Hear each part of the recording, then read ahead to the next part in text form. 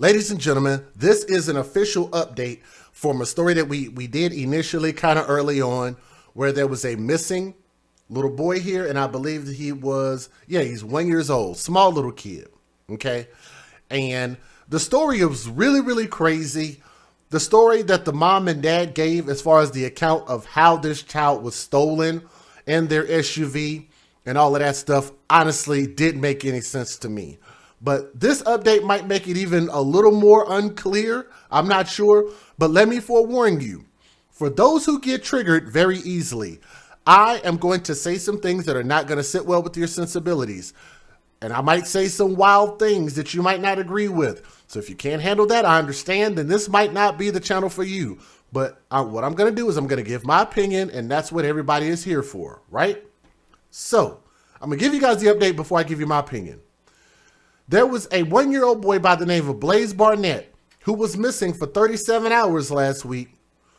As far as who took him, how did he end up in the front of another SUV of a Clarkson home last week?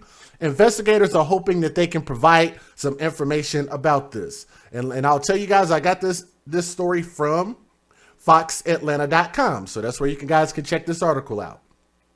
The incident prompted a Georgia Amber Alert early Wednesday morning, and the 1-year-old boy had been taken while sleeping in his family SUV at his apartment complex on 1000 Montreal Road.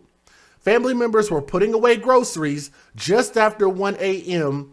and were gone only a moment when somebody made off with their 2002 Ford Explorer. Let's take a pause right there, because that paragraph alone has an entire story in itself. Let me read it again. First and foremost, they said the little boy was in the SUV sleeping. Do kids sleep in SUVs? Of course. A lot of us, if we're not driving, we fall asleep. So yes, babies fall asleep. It happens. Another thing is they said that they were putting away groceries. So I want to make sure, because I know we got a couple of people in the chat. Some people already calling it out. Kimberly called it out. They were putting away groceries at 1 o'clock in the morning. That's according to their words, their own words. The mother gave that story, and so did the father. Here's what I want you guys to do, because I don't want y'all thinking I'm just making stuff up, and I don't want y'all thinking I'm just trying to get onto the mom's case. I want you to bookmark that is the words that came out of her mouth, because we're going to revisit that here in a moment. Not only that, but they said they were putting away groceries after 1 a.m. Is that possible? Sure, it's possible. But I said in my initial commentary that it's not likely, because I said since COVID happened in 2020, when the whole thing started, and I shouldn't have said that word. I feel bad I said that word, damn it. But anyway, since the shutdown, a lot of stores have not been allowed to stay open past 11 or even 10 p.m. in some places 9 p.m. Most grocery stores close down at 11 max, especially Walmart. So one of the things that I called out is I said, what grocery store did y'all go to in Georgia that was open till that time of night? So here's what I was thinking. If you went to the grocery store and let's just say it closed at 11, then you would have made it back to your home, because I'm assuming you probably stay less than an hour away from your house. So let's give you until midnight. You made it home, and you're talking about you weren't in the house but 30 seconds. So you're talking about 30 seconds. It's not very long. But you were putting up groceries at 1 o'clock in the morning, which means there's a big hour gap in there somewhere. Is it possible that they found a grocery store that was open 24 hours? Sure, it's possible. I live out here in Texas. We have one that still is open 24 hours. So it is possible, but just not likely. Okay. Now let me finish telling the rest of the story, because I know that's probably going to already confuse some people. There was a video that was obtained by the news that shows the moments immediately following the SUV being stolen from the apartment complex. The surveillance video from across the street, and of course I said that the grocery store should also have surveillance cameras, but we'll get back to that. For surveillance cameras across across from a store across the street shows the SUV casually making a left turn out of the complex away from the scene. And they use the word casually, so I'm going to assume that they use that word for a reason. That SUV was found at around 10 a.m. at the Denton Hills condominiums in DeKalb County, 2 miles away from the family's apartment. 2 miles away. Stolen vehicle with a child inside. They find the vehicle 2 miles away. That's roughly between 2 to 4 minutes away. 2 miles. The child was taken. The SUV was dumped. Kind of odd, but let's keep going. There was no sign of the child or his car seat. So they took the child and the car seat. Can somebody say that in the chat? Because it's making me mad. They found the car, no child, no car seat. Who kidnaps a child and a car seat? Right? While the investigation was going on, we all paused to celebrate the joyous moment. Or excuse me, did I skip a part? Yes, I did. I skipped a part. Hold on. Around 2:30 p.m. the next day, the infant was found in a family SUV in front of a home along Rogers Street in Clarkston by a woman who was going to run errands. So this woman came to the car and found a baby in her car randomly. Y'all catch that? So yes, he's been found. That's the whole point of this. In actuality, if you read the title of this video, it actually says they found the child. And I said that in the title for those who maybe didn't catch that. Okay? Anyway. The woman told the news that she didn't hear anything before making the discovery. She said she is glad the child is safe. While the investigation is still ongoing, we all pause to celebrate the joyous moment, knowing that Blaise is safe and now reunited with his family, according to the Clarkston Police Department, who wrote in a statement on Thursday. Police told the SUV, which is this lady's SUV, towed her car so they could see if they could find some type of forensic evidence, fingerprints or whatever the case is, because somehow that baby got inside that car, so maybe they might have some fingerprints. Around the same time, Blaise was reunited with his family at the Clarkston Police Department. He was taken to an area hospital for further evaluation, but was said to be in good condition. As a police department, we rely on the community to trust us and work with us in times of an emergency. Our entire department breathes a collective sigh of relief with our community, knowing Blaise is safe and now reunited with his family. So he's reunited. That's good. That's good. He's safe. At least we think he is. The FBI is also assisting in the investigation, and anybody with information is asked to call the Clarkston Police Department or call Crime Stoppers. Here is some of the updated information that is not in that article. There was a shooting that took place around this same time. A shooting of a man that I think that they was trying to rob or something like that.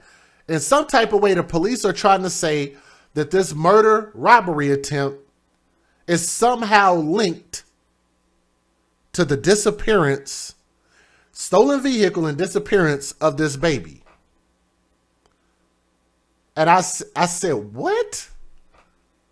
Like, how do those two things go together? Like, did somebody get shot and then they turn around and try to just find anybody's vehicle, take it and steal it?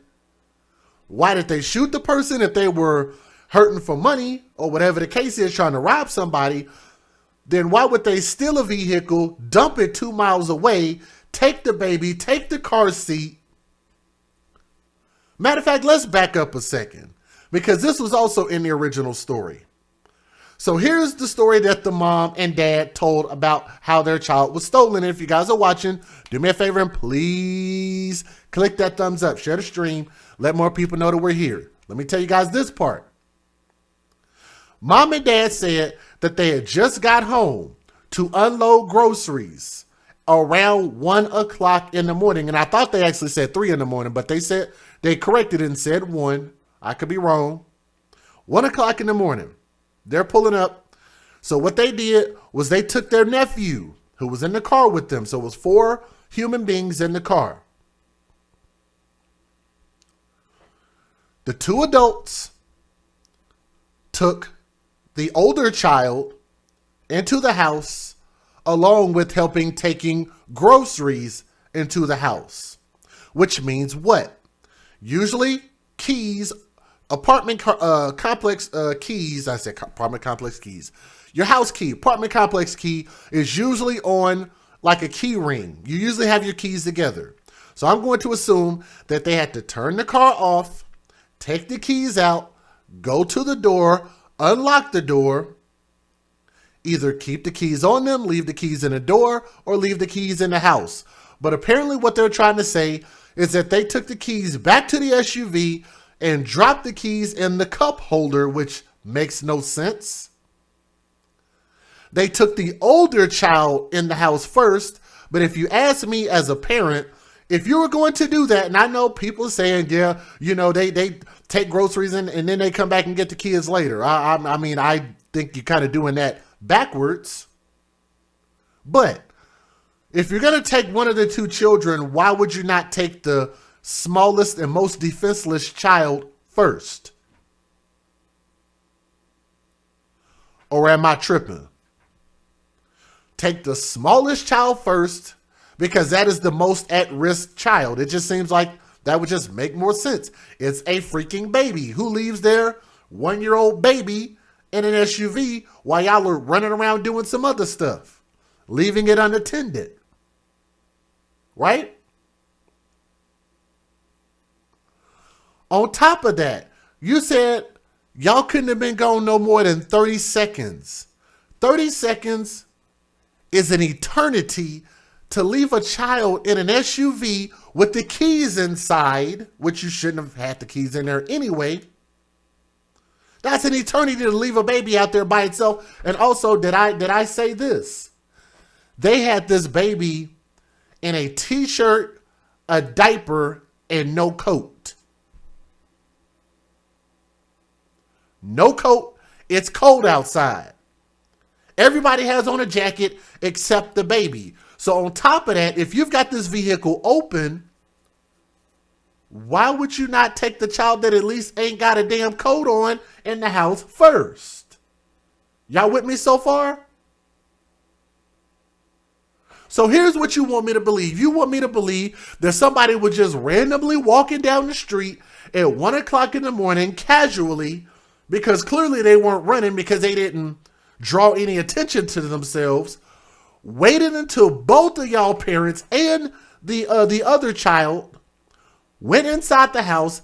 Then they came to your SUV, hopped in it, saw the keys in the cup holder, took the keys out, stuck the keys in the ignition, started it, put the thing in reverse, took the emergency brake off, backed out of the driveway, put it in drive, and drove off. And in that time, you didn't hear the vehicle being closed. You didn't hear the vehicle being started. You didn't hear the vehicle being going in reverse. You didn't hear the vehicle driving the hell off. Not 1, but 2 parents didn't hear shit. Not even enough to run outside and quickly try to see who done jumped in your car. No description. You were that unattentive. And matter of fact, I want y'all to also think about this. They live in an area that is kind of low income. In a neighborhood, in an area that the crime rate is kind of high in that area. So you would think that if you understand that the crime is high in that area, why in the hell would you leave your child unattended? Not 1 parent, but 2 parents. Let's go a little bit further. And I think I told you guys on the last stream that I actually own a Ford Explorer. Okay. And I'm going to tell you guys this. It don't matter how broke you are. I don't know of very many people going around stealing Ford Explorers, let alone a 2002 model. Huh? Let alone a 2002 model. But let me show you guys something that I told y'all about on the last stream. Boy, and I told y'all, if y'all get triggered easily, this is probably not going to be the stream for you. Where's my picture at? I might have to go into my archive. Hold on.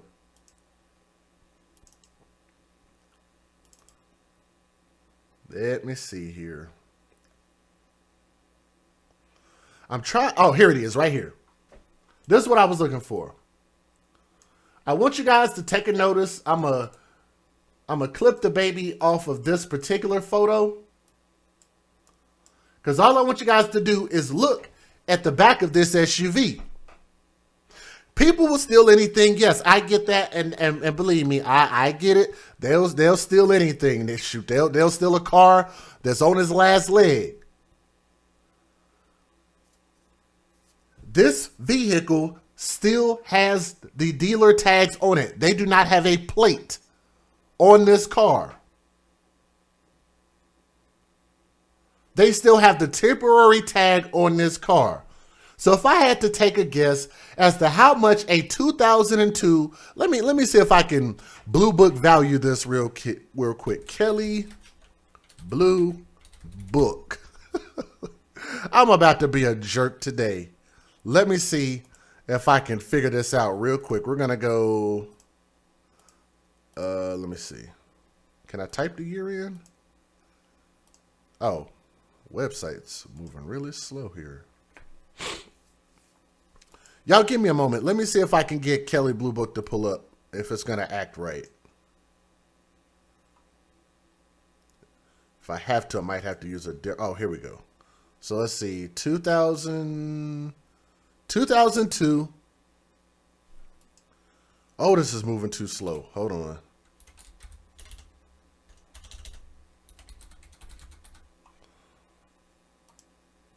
Maybe I could do this from my phone. I don't know what is going on with my internet. Let me try this. Y'all give me just a moment. And again, if you guys are watching, do me a favor. If y'all would, please click that thumbs up. Let me try to Kelly Blue Book this real quick. If y'all want to, y'all can do the same thing. Kelly Blue Book. Let's try to look up the value of that car. So maybe this will work a little bit faster from my phone. Or maybe their site is just messed up. Oh, come on. Here we go. Okay, here we go. Come on, come on, come on. Let me pause it right there. Let's go 2002. I don't know why this thing is moving so slow. Ford Explorer. Mileage, what do y'all want to guess on the mileage? Let's just be fair. Let's say this thing's got 150,000. 150000000. Let's see what it's worth. Let's say it's the higher priced one. The Eddie Bauer edition. Standard equipment. It is beige. I'm going to say it's in, decent condition. Next.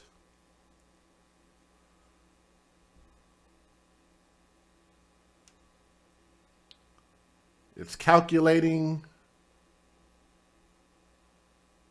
And come on.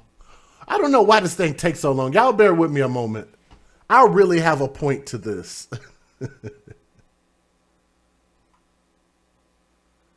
I think their website is just slow. Okay, here's what we found. The trade-in value is $1,366 for that particular vehicle. For a private party, I guess you could get $2,600. $2,600 on the low side, $1,600 on the high side, $3,500. So right around the middle, let's just say it's worth about $2,600. Even though that's not the Eddie Bauer edition, let's just say that it is. Okay? So $2,600. How much in tag, title, and tax would you have to pay on a $2,600 vehicle? Not that much. How do I know this? Because I've bought a few vehicles quite a bit newer than this. Even at your brokest point.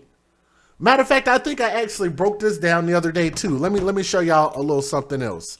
If you were to make payments on this thing, let's say if you go to those buy here, pay here dealers, and let's just say they want, let's say $350 a month. By a year, yeah, you pay this off in less than a year at $350 a month. So let's go 8 months. Let's go less than that. Let's go. You could almost have this thing paid off in 6 months. 6 to 7 months. And that's if you make $350 payments every single month. Why am I bringing that up? Because it would seem that there is a money issue going on here if you don't have your dealer tags, or excuse me, if you got dealer tags, no license plate on there yet. Why am I bringing that up? Because I would have to think, why is this child missing? And why did the mom put up a GoFundMe page? How many of you guys knew that she had a GoFundMe page put up after her son went missing?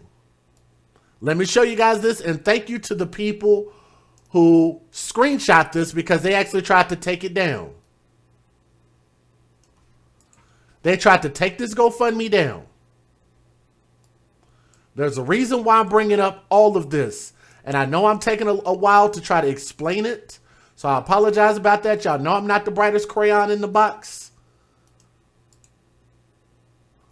But they put up a GoFundMe after he was missing. Let me explain to you guys. They had zero evidence that their child was dead. They already had the help from the FBI, and they had help from their police department and search teams looking for the child. Let alone family and friends. I'm going to assume that family and friends were already helping to try to find this child. And let me see, how they said they found him within how many hours? 37 hours. They found this boy in 37 hours.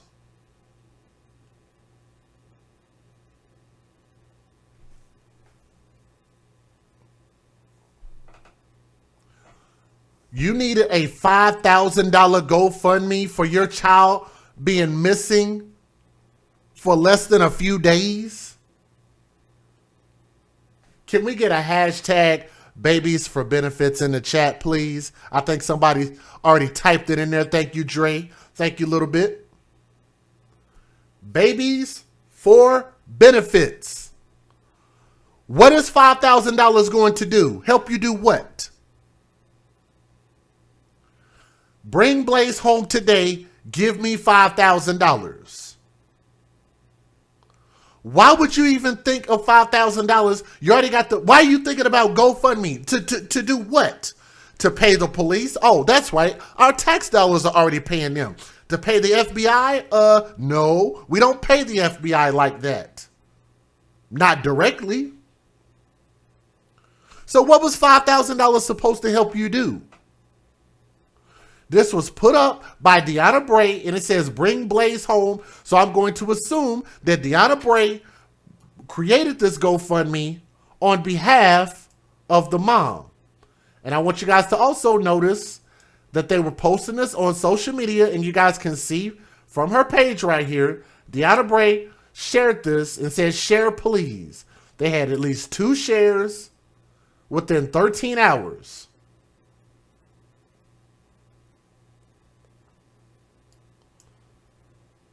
please remember there's a reason why I'm bringing all of this up. Because if you ask me, something about this baby's disappearance doesn't sound right. Something about this mother's story doesn't sound right. And matter of fact, she's actually already starting to backtrack on her answers about the fact that she said, oh, they didn't actually go buy groceries at the grocery store. Are you guys want to hear that video? Let me give you guys the fair usage and let me play that for you. Let's get it. Federal law allows citizens to reproduce, distribute, or exhibit portions of copyrighted motion pictures, videotapes, or video discs under certain circumstances without the authorization of the copyright holder. This is called fair use. It is allowed for purposes of criticism, news reporting, teaching, and parody, which doesn't infringe of copyright under 17 U.S.C. 107. And if this is your first time here, guys, please remember we rely on your thumbs up, so make sure you guys click that thumbs up, okay? Here we go. Let's get it.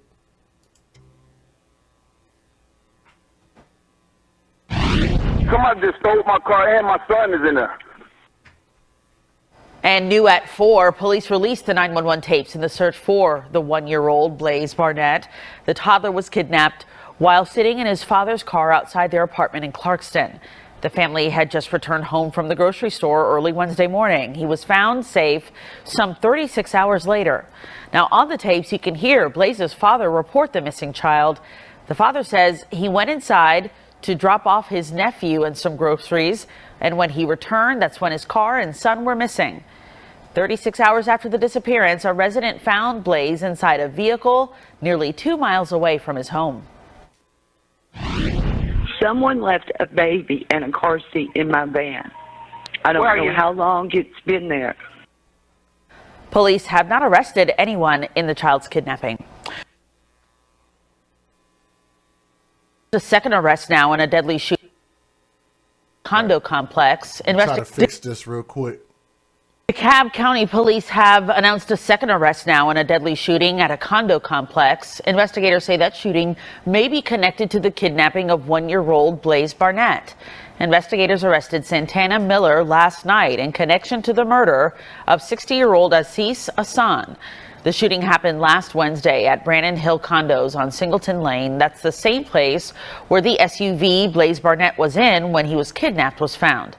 Police believe the motive for the shooting is linked to Blaise's abduction, but they do not think the victim had any involvement with the kidnapping.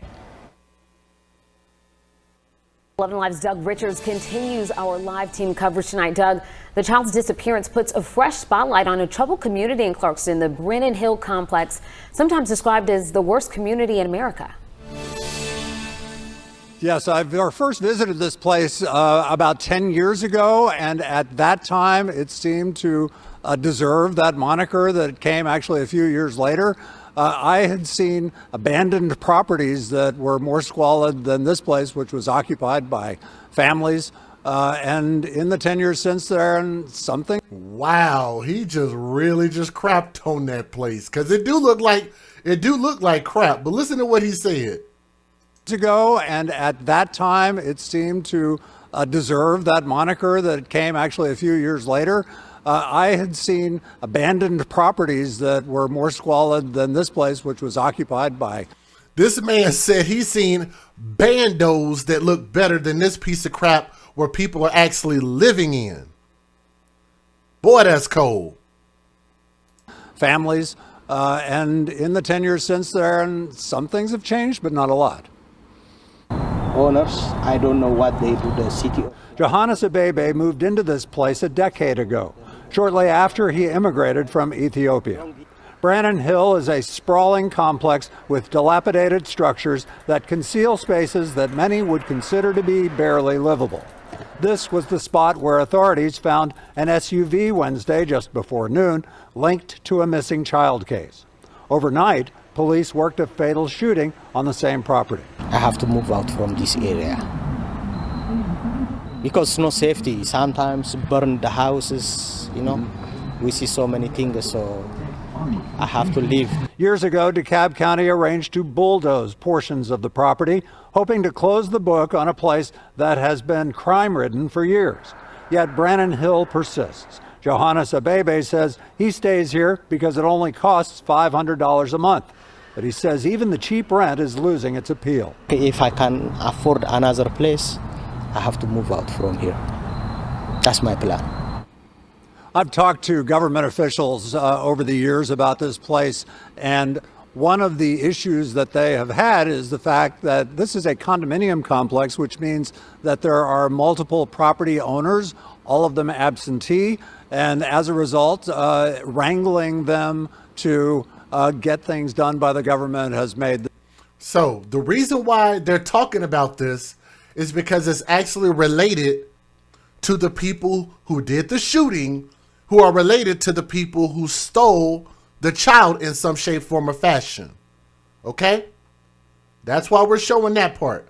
Let's go to the next video. The Clarkston one-year-old who was taken while inside of a car earlier this week has captivated the community with his story. Now back with his family, we're getting a chance to meet him tonight. 11 Alive's Brittany Klein-Peter spoke with mom and baby Blaise in an on-camera interview for the first time since the two have been reunited and back home. Brittany. That's right, Joe. Baby Blaise's mom, Deanna, has been enjoying her privacy and her time with her baby since he was found on Thursday.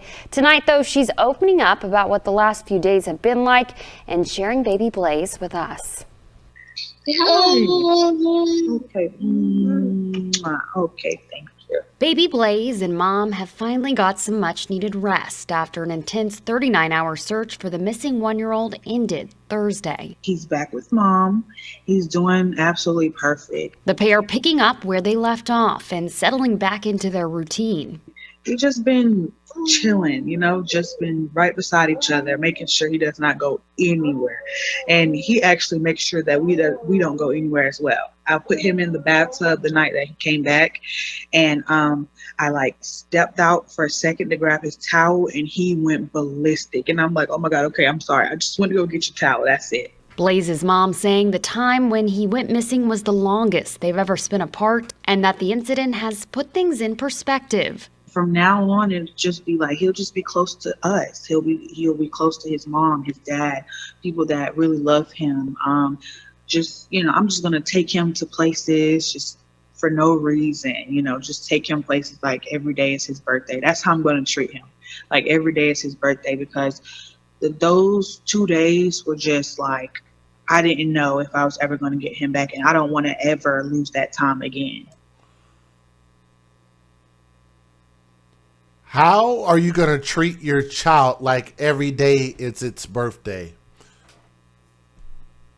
How, ma'am? How do you intend to do that? How do you treat any child like every day is their birthday? Like take them to Chuck E. Cheese every day, have a birthday cake for them every day, pizza, and have slumber parties for them every day?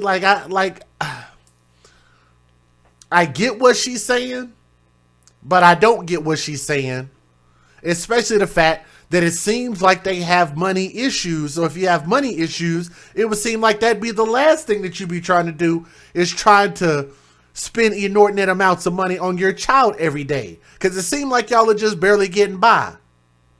Like Talib Kweli.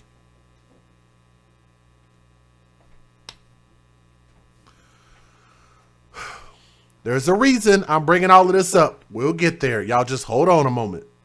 The one-year-old is Deanna's only child, and she says he's her best friend. He's my other half, my heart, my brain, my leg, my toe, my eyes. He's everything. Deanna says what she's looking forward to the most is just making every moment count. Catch myself, taking more pictures of him now. Like each day, every day that he's been back, I've been just taking pictures of him. What I'm looking forward to most is just, memories. Let's skip that. Here's the next video. Tonight at 5, baby Blaise, found Thursday afternoon after missing for 36 hours, is now on the mend. This is a picture of the toddler and his mom sitting together in the hospital. Now, police are not slowing down their efforts to figure out who stole the SUV that little boy was in on Wednesday. CBS 46's Megan Packer live at the Clarkston police station. And Megan, you're staying in close contact with officers in this case. What are they telling you? Rick, they tell me right now this is still a very fluid and active investigation. In fact, Blaise's family is here just getting into this car. They have been here meeting with police for a while now this afternoon. I have been staying in touch with police today, and they tell me right now they're just following up on any and all leads. Here's what I want you guys to remember. They found the child, but the police are going to continue investigating. Why? Because they involved the FBI, they involved the police, they involved 911. Something happened, and nobody is providing any clear leads. And I think this is absolutely perfect that the police continue to follow up on this, which is why I'm showing this video. And this is why you guys are going to be very interested to hear these next couple of videos that I'm about to play. So I'm going to let this one roll, and then I'm going to let y'all hear the next two. 1-year-old Blaise Barnett is back in his mother's arms after a terrifying day-and-a-half ordeal. It's amazing. We want to thank everybody in the community for their support. Now that the family is reunited, the focus of the investigation turns to finding who took the Ford Explorer Blaise was in when it was stolen from outside of the family's apartment early Wednesday morning. We are following up on every lead we get, and as of right now, we're checking them off as we go. So are you getting leads? We are. We're still getting leads, yes. From the tips in the public and, some of our social media and stuff like that. Clarkston police are getting assistance from the FBI. They say Blaise's family is cooperating. The Georgia Bureau of Investigation found forensic evidence on the family's SUV that was recovered hours after it was stolen. The evidence is being processed and police won't elaborate at this point. They're also seeing if they can find any clues on or in a van where Blaise was found Thursday afternoon. A woman who lives on Rogers Street went out to run an errand only to find a crying toddler in her van in her driveway. She says the 1-year-old reached out for her, held her neck, and would not let go. Law enforcement later removed Blaise from her house, wrapped up in a blanket. It's unclear just how long he may have been in that van before he was discovered. Many questions remain in this case that has gripped so many. So we are trying to get to the bottom of it, and we are speaking to every lead, everything we get come in.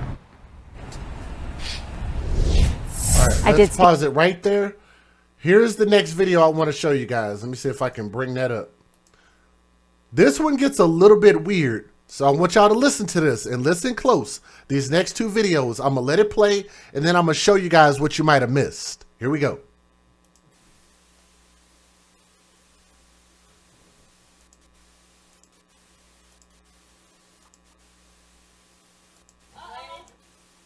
Here we go. Listen at this.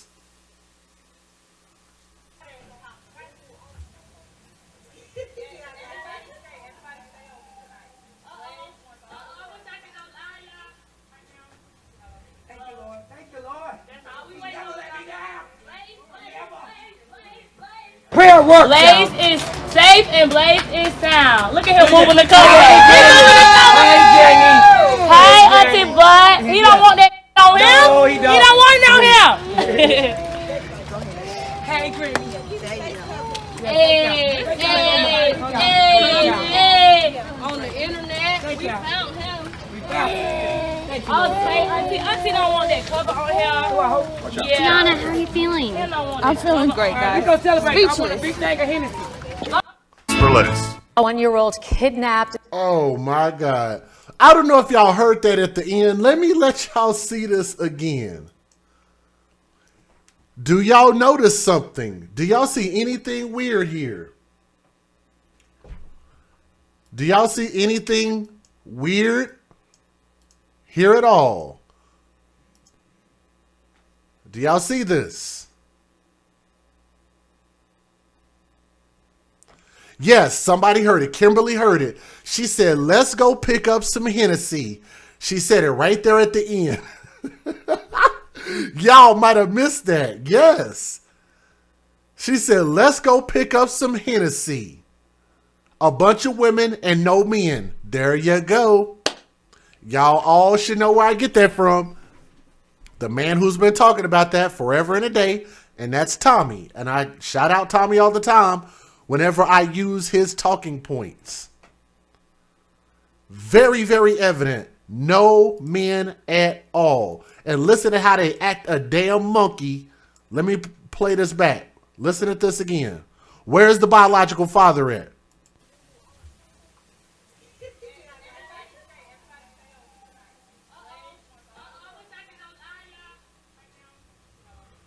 Acting crazy for the camera. Look at this.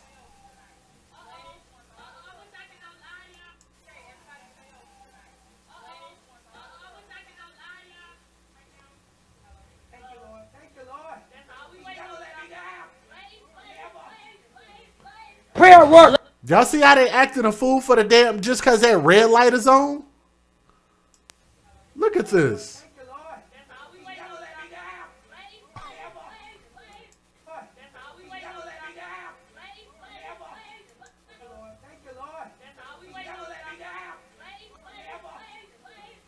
Prayer work. Blaise is safe and Blaise is sound. Look at him moving the color. Hey, Auntie Bud. He don't want that on him. No, he don't. He don't want it on him. And y'all are cursing at the... Y'all hear this? They bleeped it out. But he don't want that on him.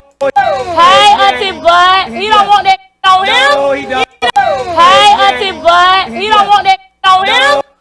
First of all, you shouldn't be cursing like that. You got all those cameras out there. Of course, they bleeped it out.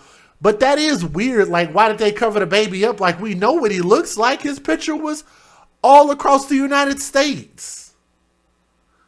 I thought that was also weird. Like, why would you put a cover on a 1-year-old's face? You can't protect his identity once an Amber Alert is out there. Now the whole world knows what he looks like. He was on every single news station. Everybody knows what he looks like. Are y'all hearing me in the chat? Every news station put his picture out there. Why hide his face now? That makes no sense. That makes no sense at all. It would only make sense if nobody had ever seen his face, but he was the subject of an Amber Alert, and it was put out there on every news station within the past 3 to 4 days. And Blaise is sound. Look at him moving the color. Hey, Auntie Bud. He don't want that on him. No, he don't. He don't want it on him. Hey, Granny.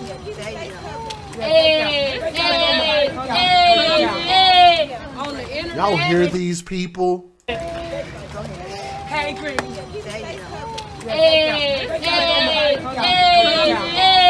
On the internet. Why are they making all of these noises? On the internet. We found him. Auntie don't want that cover on here. Tiana, how are you feeling? Listen to what she says right here. She said, let's go get some Hennessy. Listen to this, to the end of this. I'm feeling great, guys. We gonna celebrate. Speechless. I want a big thing of Hennessy. We gonna celebrate. I want a big thing of Hennessy. I'm feeling great, guys. We gonna celebrate. I want a Speechless. big thing of Hennessy. I'm feeling great, guys. We gonna celebrate. I want a Speechless. big thing of Hennessy.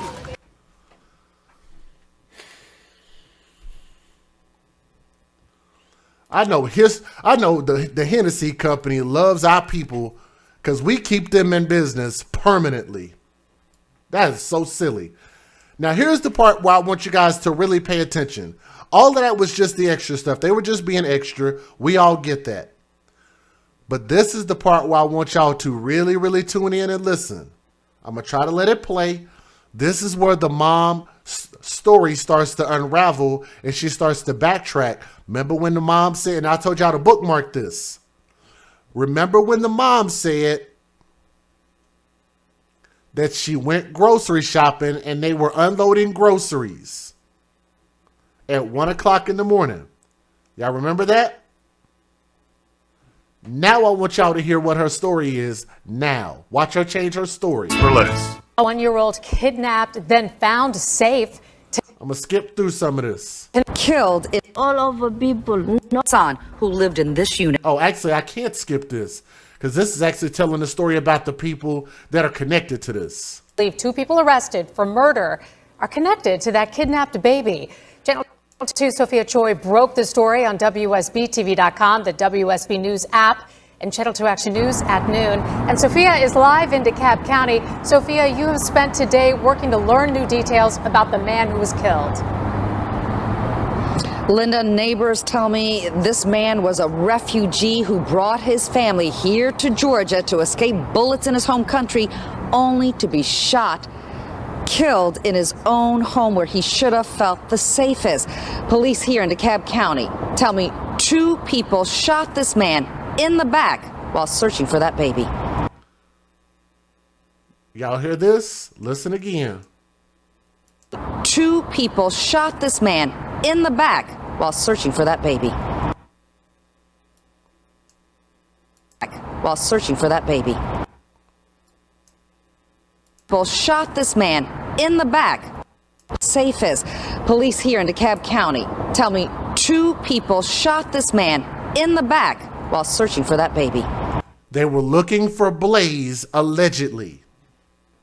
That night I didn't sleep because they knocking the door and they loud shouting. This neighbor recalls a frantic night as friends of this kidnapped 1-year-old went searching for him Wednesday night here at the Brandon Hills condo complex in Clarkston. They were all over people. Ooh, that was a big ass hole on that wall. God, dog. That man wasn't lying when he said that place looks bad. Brandon Hills condo complex. Look at that. Do y'all see that wall look like it's about to fall apart? That door got a big, huge gap on it. Oh my goodness. It's in Clarkston. They were all over people, knocking the people's door and asking him, can we look around and check if you have the son? The missing son. During that search, police say 38-year-old Delarius Miller and 34-year-old Santana Miller shot 60-year-old Aziz Hassan, who lived in this unit. Look at that. Look at that.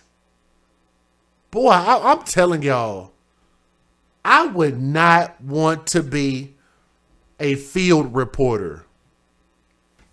I would not want to be a field reporter doing stuff like that.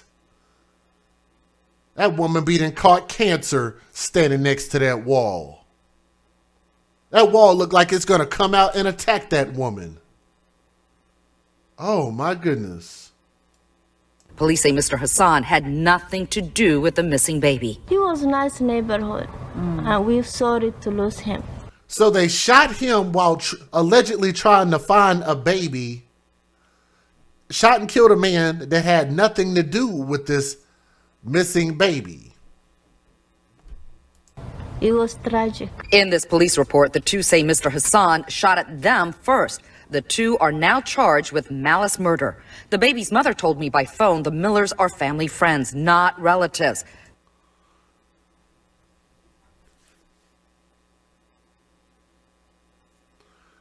The mother, thank you. I'm lost too. I'm sorry, y'all.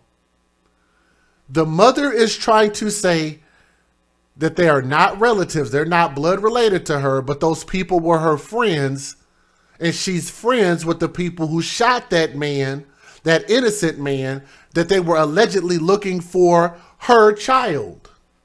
Do y'all see how confusing that is? It was tragic. In this police report, the 2 say Mr. Hassan shot at them first. The 2 are now charged with malice murder. The baby's mother told me by phone the Millers are family friends, not relatives. The baby's mother told me by phone the Millers are family friends, not relatives. The baby's mother told me by phone the Millers are family friends, not relatives. They shot and killed a man over your son. Really, ma'am? With malice murder. The baby's mother told me by phone the Millers are family friends, not relatives. The shooting happened near where a neighbor found the family's SUV hours after it was stolen with baby Blaise in the back. This happened just like 5-10 minutes ago. Here's the initial 911 call by the baby's father. Somebody just stole my car and my son is in there. As soon as I came back out, everything gone. The family told police it happened while they were unloading groceries around 1 Wednesday morning. But y'all hear that? What were they doing at 1 o'clock in the morning? It happened while they were unloading groceries around 1 Wednesday morning. What were they doing at 1 in the morning? It happened while they were unloading groceries around 1 Wednesday morning. They said they were unloading groceries. That's very specific, is it not? I don't think that you would get a detail like that wrong if you were telling the truth, right? Now I want y'all to listen to how the mom's story changed. Listen at this part. But the baby's mother later told ABC News that wasn't accurate. It was like 1 a.m. Yeah, it was 1 a.m. I wasn't unloading groceries. That wasn't accurate. It was like 1 a.m. Yeah, it was 1 a.m. I wasn't unloading groceries. That wasn't accurate. It was like 1 a.m. Yeah, it was 1 a.m. I wasn't unloading groceries. Baby's mother later told ABC News that wasn't accurate. It was like 1 a.m. Yeah, it was 1 a.m. I wasn't unloading groceries. The reason why I'm talking about this place that the news reporter said look worse than abandoned apartments, and these people actually live there, which means they don't have a lot of money. So you would have to think, what would a desperate person do for money? Is it possible that this all could have been a GoFundMe scam gone wrong? Is it possible? And now we have the mom on tape admitting that she lied about a major detail. Let me tell you guys a little something, because some of y'all think I might be dragging this on for no reason. Let me tell y'all why I'm dragging this on. Because in my original commentary, I said that it was impossible for the mom to have been shopping for groceries that late and got home that late.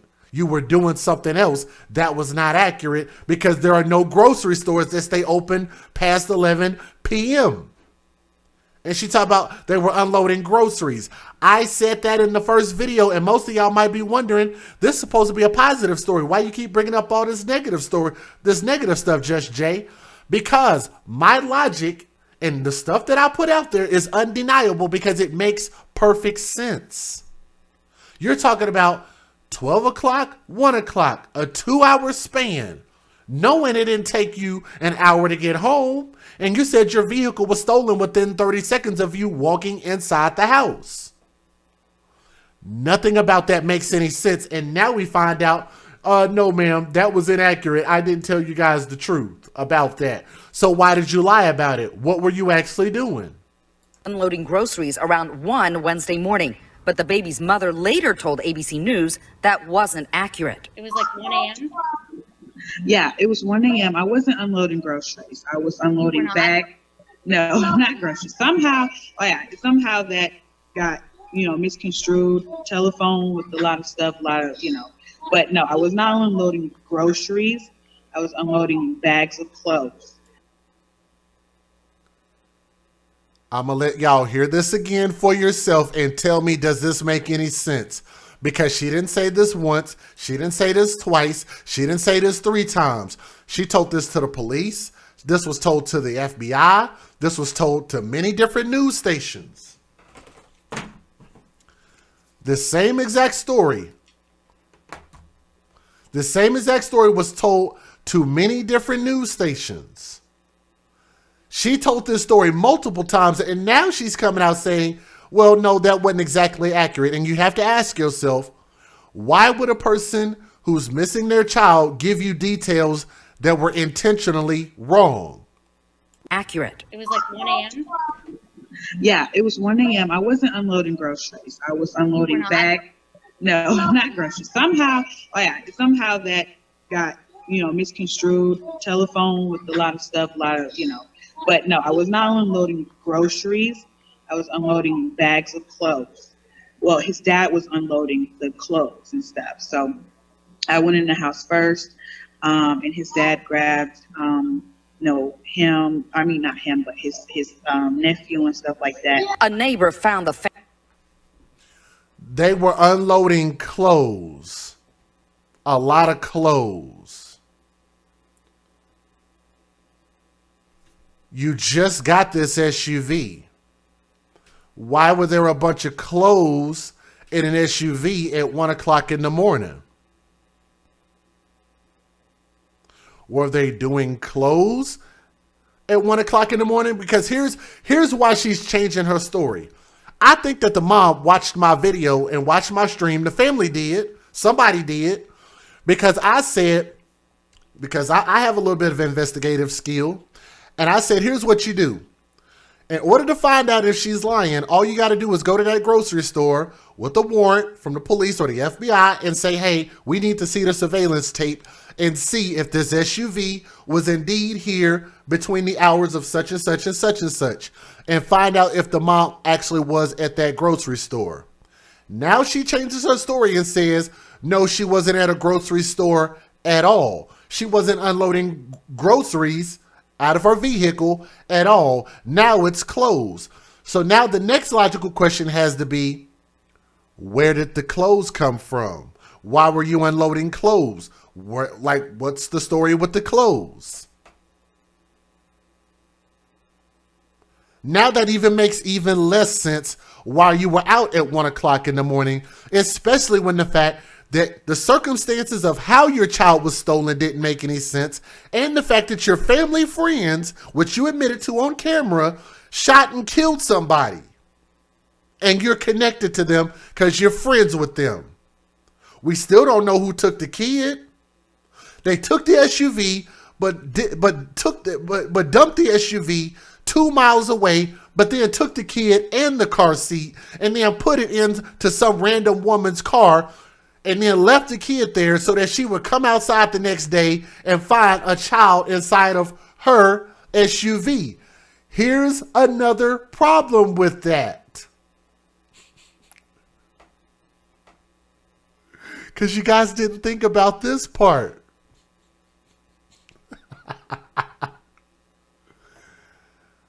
How did they get inside of that other woman's SUV?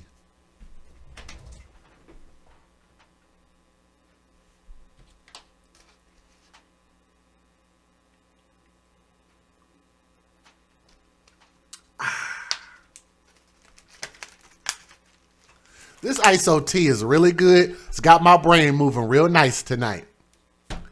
Let me say that again.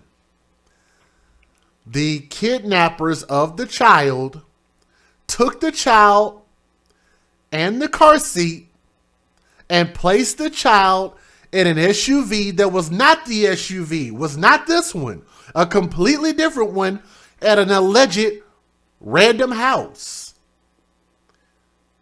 How did you get inside these people's vehicle? Did you jimmy rig it and unlock it? Most cars have car alarms on it. Was it already unlocked? But here's the thing. Here's the thing. They live in a crime-ridden neighborhood. Who lives in a high-crime neighborhood who does not lock their vehicle? What are the chances that these people who stole this child would have randomly found another SUV that was unlocked? What are the chances of that? Am I talking too much right now? Am I giving you guys too much information? Or do I have my head so far up my bum, I don't know which way is north or south? Somebody got to tell me, am I tripping? Some of you guys didn't even think about that. I bet you there's some police officers or even the FBI that are saying, that boy good, y'all. That boy good. We need to get that boy a job. Shout out to Just Jay. You're more than welcome, FBI. That makes no sense. In a high crime neighborhood, you found a second vehicle that was completely open. You placed the kid in there, and the lady would just so happen to be going to go run groceries the next morning, found the kid, called the police and said, hey, somebody stuck this kid in my SUV. How the freak did they do that? They didn't break the window and throw the kid in there, because then your alarm would have went off and you would have heard that. So either one or two things happen. Either that vehicle was left unlocked intentionally, which means that the woman who turned the kid in would be complicit, or, like I originally thought, the mom is lying. But how can you say that the mom is not lying when we just caught her on tape changing her story and said, oh no, it wasn't groceries, y'all. It wasn't groceries, y'all. You know, I was on the phone and the phone was distorted and you know, and then I went to the time-space continuum and I was drinking some Hennessy and I had to get my hair done. I was getting my nails, toes did while I was telling y'all the story. So I got some of the details wrong. That's a big effing detail that you changed, that you gave intentionally wrong. You don't mistake clothes for groceries. You don't mistake, I went to the grocery store, got groceries, got home, unloaded groceries to now all of a sudden, I don't know where I was at. And we just magically ended up at home at 1 o'clock in the morning and was unloading clothing. Well, you also have to ask this. How much clothing did you have at 1 o'clock in the morning that you couldn't have just one of y'all take the clothes in and the other take the kids in?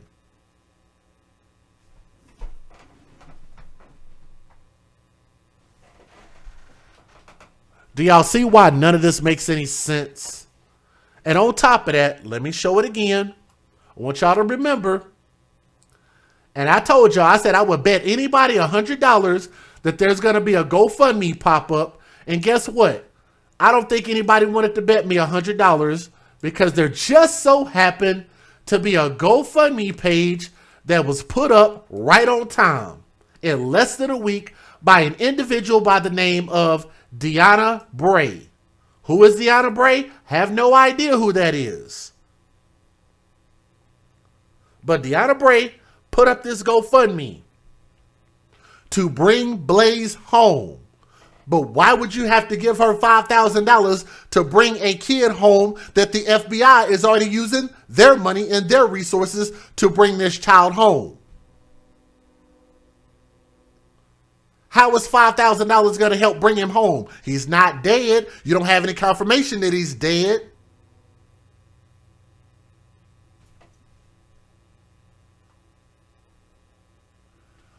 But here's what makes it even weirder. Are y'all ready for this? You said Deanna Bray is the mom. Is that the mom? Let me check because I didn't realize. Maybe I didn't pay attention to her name.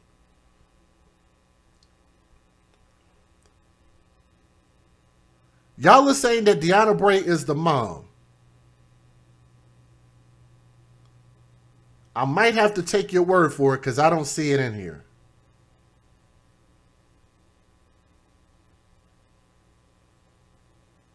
Are y'all saying that's the mom? Are y'all saying that's the mom's name? Oh my God, that makes it worse. Please don't tell me that. Deanna Bray. Let me see what comes up. Nope, Deanna Bray. Deonna. Oh my goodness.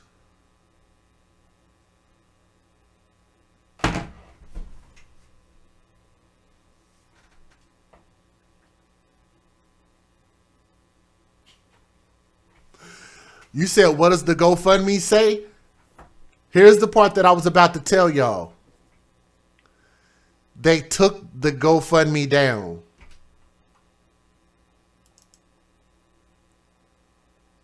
They took the GoFundMe down.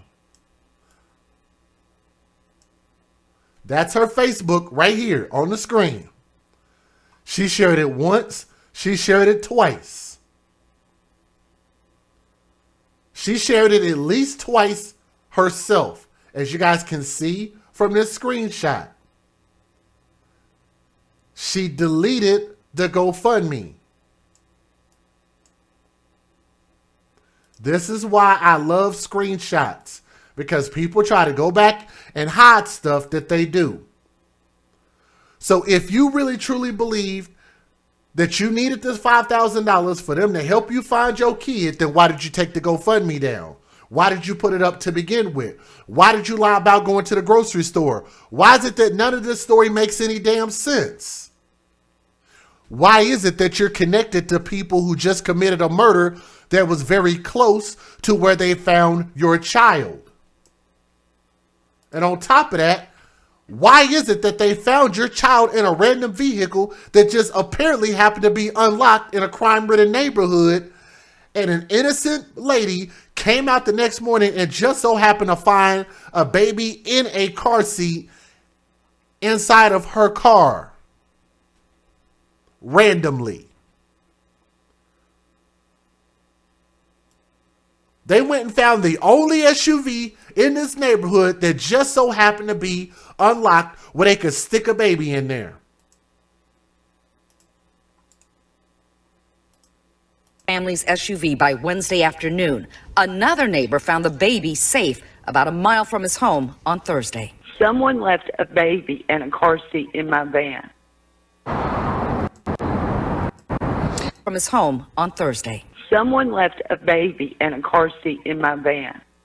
From his home on Thursday. Someone left a baby and a car seat in my van. Somebody left a baby in a car seat in my van. Was your van unlocked? And if it was, why was your van unlocked in a crime-ridden neighborhood? Matter of fact, I do have a couple more videos that I want to play, but I'm going to actually just omit them for now. And here's what I want you guys to remember. Let me bring this picture back up.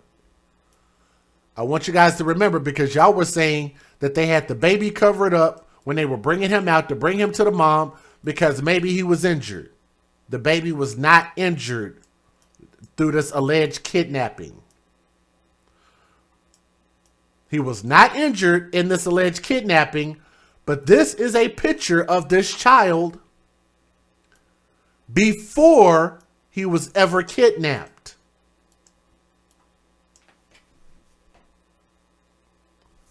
And we still haven't heard a story as to why this baby has all of those bruises on his face.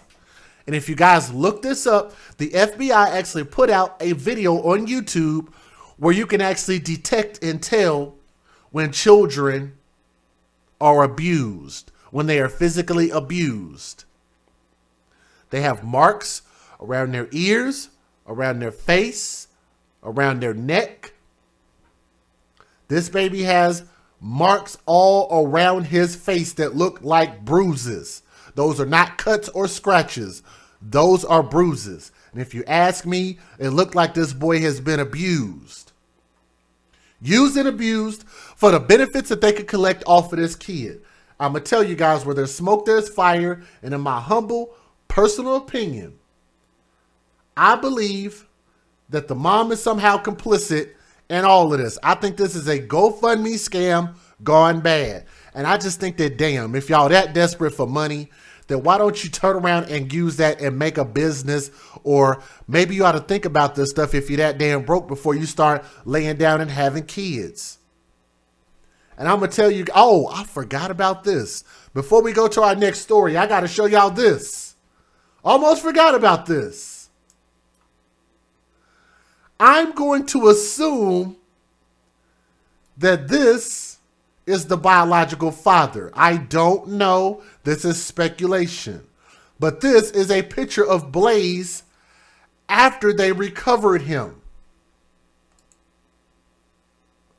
This is a picture. I almost forgot about this. I'm glad y'all reminded me. This is a picture of Blaise after they found him, and I think this is the biological father. Somebody already in the chat got it. Said it doesn't look like this baby likes him. If this baby is around his family, around his parents, then why would he be crying like this? He looks terrified. Yes, he does. Is it the boyfriend? I don't know. But that boy looks highly upset. I want y'all to remember this.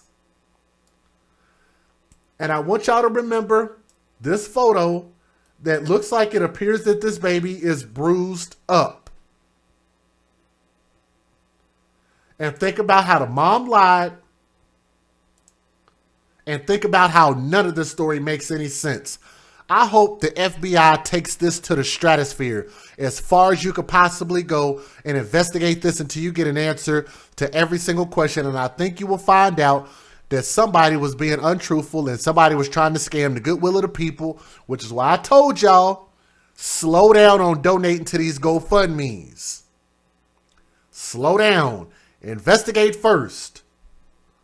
A GoFundMe goes up before you even find the child or even have any answers within less than a week is very suspicious. And then you took it down, which is even more suspicious. But I think we're going to be doing some updates coming up here to this story. You guys make sure and stay tuned. I'm DJ Just Jay with the AFC, where we advocate for children first. And please remember, listen with an open mind as well as an open heart. Thank you. Now tell me, y'all, is that not a hell of an update? You said Deanna Bray is the mother? Yes, she is. I'm sorry it took me a minute to figure that out. But yes, she is the biological mother. Why was he found in a hat, a jacket, and a coat when he was missing in a tank top? AK, what is that, BX Ray? Thank you very much for your $5 super chat. You are... Think about that. How does that make any sense? Let me read what he wrote again, or he or she. Let me read what you wrote again. Thank you for your super chat. Said, why was he found in a hat and a jacket and a coat when he went missing in a tank top?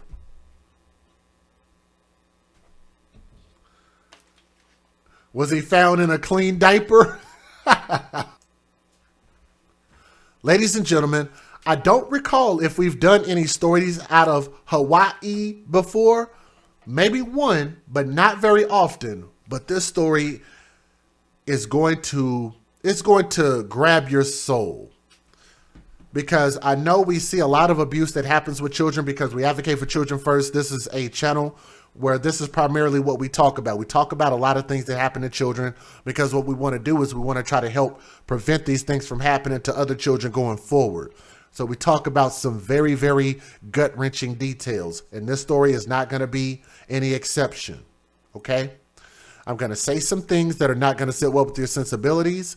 And this story is going to have some graphic details that are also not going to sit well with your sensibilities. So if you can't handle that, you might need to exit the video. But for everybody else who's here to listen to this true crime story out of Hawaii, here's the story.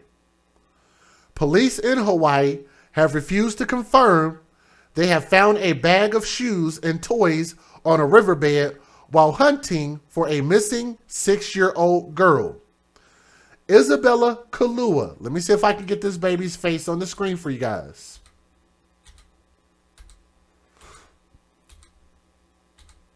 That's actually the photo right there. But let me see if I can get her picture first. This angel right here. Isabella Kahlua, 6 years old, went missing on September the 12th, very recently. And her adopted parents, who fostered and adopted her within the past year, told police they last saw her at 9 p.m. Sunday sleeping in her bed. Her adopted parents changed her name, her birth name, from Ariel Sellers, and they have received an anonymous death threats by way of phone and email and have been banned from joining in the search for Isabella over fears they'll be attacked. Interesting. The Honolulu Police Department blocked off the road to the Bellows Air Force Base Thursday after making a discovery, but officers would not confirm if Isabella's backpack or bag of toys and slippers were found, as reported by the news. And I'm getting this from Daily Mail, so that's where I'm getting this article from right now. They confirmed that a bag of items had been recovered, but did not say what, and added that it was too early for them to link it to the missing child. HPD Homicide Eldina Thomas, who oversees the missing persons section, said in a written statement that foul play has not been ruled out and the case is still a missing persons case. Thomas added, there are still individuals, include acquaintances and family members, who have yet to come forward to be interviewed. Isabella's biological mother, Melanie Joseph, told the news that she couldn't comment on the backpack or the bag. So I'm sure they probably told her not to say anything about that.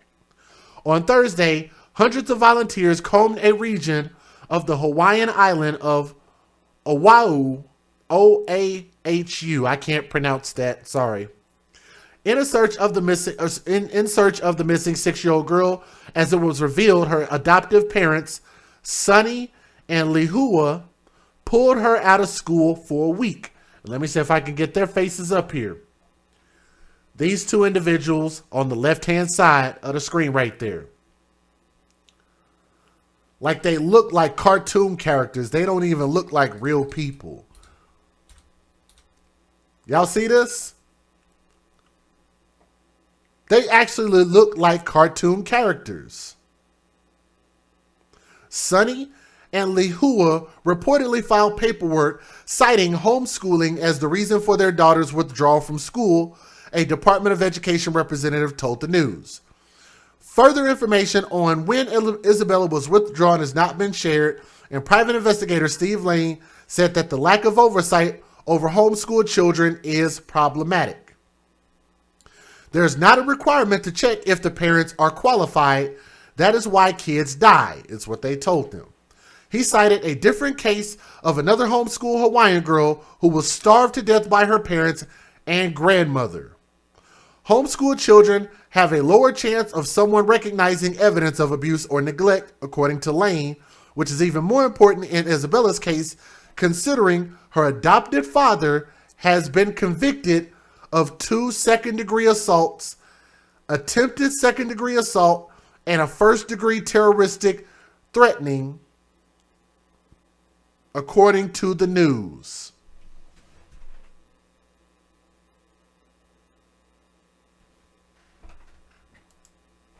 Let me back that on up like a U-Haul truck.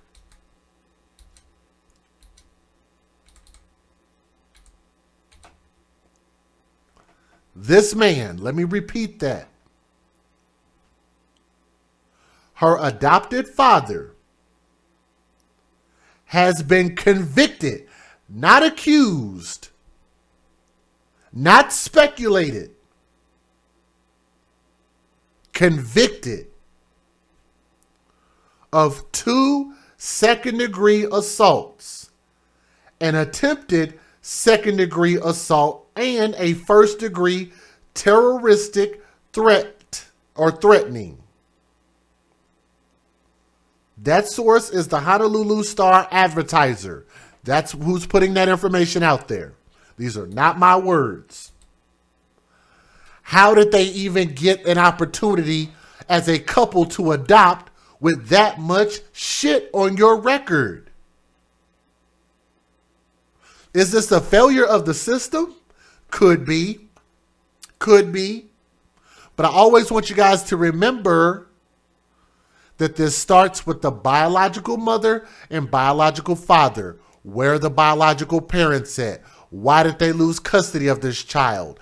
How did this child end up in the hands of people who are convicted criminals? A lot of questions we need to ask there. I think I actually might have some slightly updated information. Let me see if I can pull this up real quick. Give me just a moment. Because that article looked like it was a little bit off. Actually, it was. I was missing some information. Let me see if I can drop it down here. I'll read it from my phone. Because I knew I was missing some information. So here we go. I'm going to give you guys more of the details about what actually happened. How can a criminal adopt a child? I don't know how they're doing that. And how did you say you pronounce that? How do you pronounce it? Oahu? Oahu. Thank you. Oahu. In new court documents made public Friday, Hawaiian investigators allege that Isaac and Leah Kahlua duct taped their 6-year-old adopted daughter's mouth and nose and left this baby in a dog cage.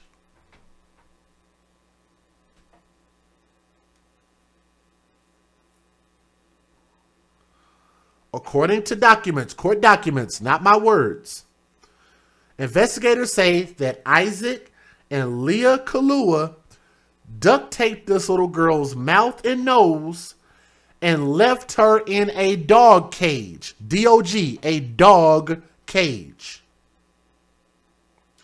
The couple reported their adopted daughter Isabella, also known as Ariel Sellers, missing on September the 13th, but now investigators believe the girl was dead for at least a month before that time, and the parents covered it up and hid evidence, according to the Honolulu Police Department. A complaint submitted by Detective Alan Oku with the Honolulu HPD made public as the couple appeared in court and were charged with second-degree murder, was reviewed by the Insider. If found guilty, the couple faces life in prison without parole. One of the things that pisses me off more than anything, starvation, and especially starvation of a child. Why would y'all go out of y'all way to adopt this kid, take this kid in, just to completely hate this child? Why did you hate her like this? She didn't do nothing wrong to y'all. Y'all took this baby in that needed somebody. Why did they take her? Like my shirt says, because they only wanted to collect benefits off of this child, which is what we here at the AFC called #babies for benefits. #babies for benefits is an AFC hashtag, and we own that. I'm very proud to say that we own that. They didn't love this child at all. These people are demons. To sit there and do that to a child, you could have just left her the hell alone. But you know what? It makes it even more egregious, the fact that this is another case where the system had clear evidence that this is a violent freaking individual, and you still put not one child, not 2 children, not 3 children, but 4. They had 4 children in their custody. 4. The documents allege that new surveillance footage and an interview with Isabella's older biological sister, who was also adopted by the couple along with another sibling. According to the complaint, authorities recorded an interview with Isabella's older sister, who was not named, where she alleged that her parents killed her sister and covered it up. Wow. And thank God for children being honest. Gotta love that. Gotta love the honesty of children. The sister told authorities that Isabella was in the bathroom in a dog cage, duct tape on her mouth and her nose, and she did not wake up. I almost thought they were about to say something about a bathtub. Let's keep going. The sister alleged that she saw her sister in the bathroom at 3:30 a.m. local time on September the 12th because her parents woke her up, according to the documents. Kahlua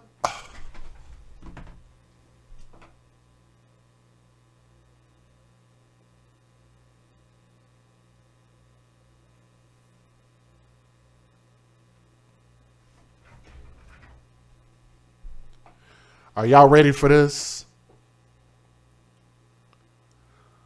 Kahlua then filled the bathtub with water and put IPK in it to see if she would wake up, but it did not work. Just when I just said, thank God there wasn't a bathtub involved, lo and behold, there's a bathtub involved. How many of you guys are surprised? Isn't that like what? That's like what, the third, fourth story this week?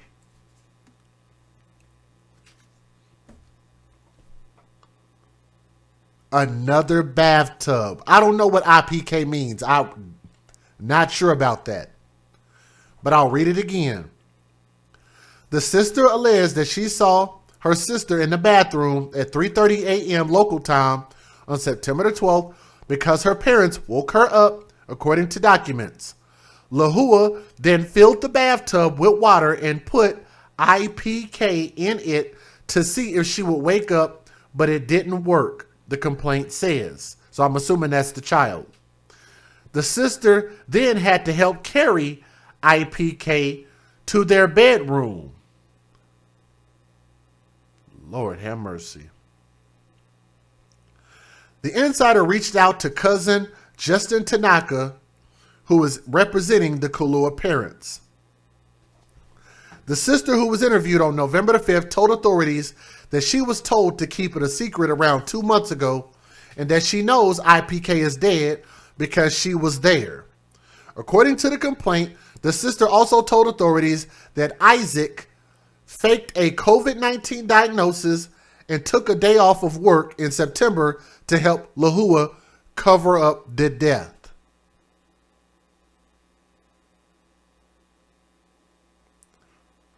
The sister told authorities Isaac took off of work to help mom and get rid of stuff evidence. So Isabella Kahlua, so that's her initials. Thank y'all for clarifying that. Sorry about that. I should have realized that. So IPK is Isabella Kahlua. That's her initials. In the interview, the sister also shared that the parents used a dog cage on Isabella plenty of times and they did not own a dog. So why did they have a dog cage to begin with? It's really strange. Isabella's sister told authorities that her parents did not feed her younger sister, did not feed her, and that Isabella would sneak out of her room at night to eat. So her parents bought a dog cage and used it on her frequently, as well as duct tape.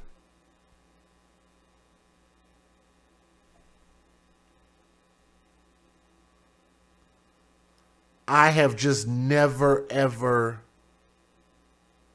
You don't even hear about this type of thing happening in third world countries.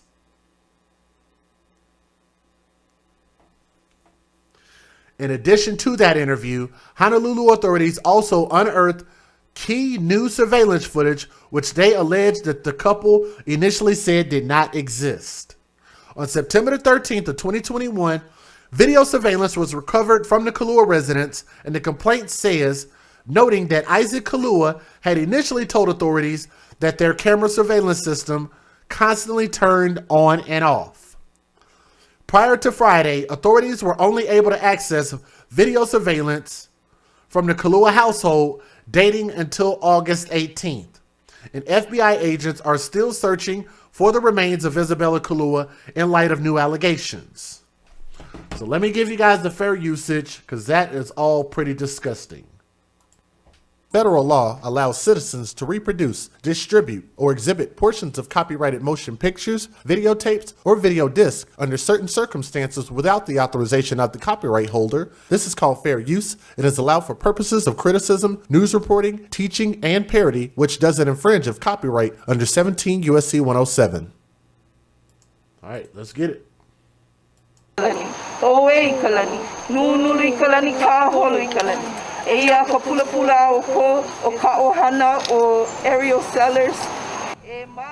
Tonight, dozens of family and community members are mourning the loss of a girl who went missing in Waimanalo nearly 2 months ago.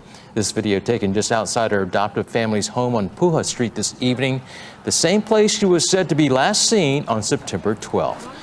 Good evening and thank you for watching. Honolulu police today said the missing persons report for Isabella Kahlua has turned into a murder investigation. And they believe her adopted parents are behind the crime. Both 52-year-old Isaac Sonny Kahlua and his wife, 43-year-old Lahlua, were arrested and charged today for second-degree murder. This is video captured this morning of the raid at the Kahlua's Waimanalo home. Both HPD officers and FBI agents swarmed the house before heading in. Lahlua was seen a few moments later in handcuffs. Isaac Kahlua was arrested at his job at the Pearl Harbor Naval Shipyard. According to a spokesperson, he's been with them for the past decade and works as a materials examiner and identifier. HPD today says new evidence found last week point to the couple murdering their adoptive daughter Ariel in mid-August. That's a month before they reported her missing. HPD has not released what evidence they found, but officers did collect hours of surveillance footage and interviews to come to this conclusion. This is very much still an active investigation, and there are some things that we simply cannot talk about. But I do remain hopeful that as time goes on and this case continues to progress, that we will be able to share more details with you in the future. Both Isaac and Lahlua are being held without bail. They're scheduled to have their first court appearance on Friday. Isaac has 4 prior felonies that includes terroristic threatening and 3 assault charges from more than 2 decades ago. Do y'all see this? 4 prior felonies.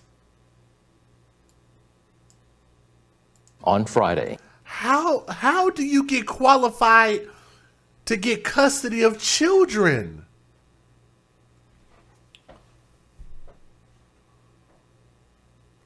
In order to get custody of children, you have to go through the courts.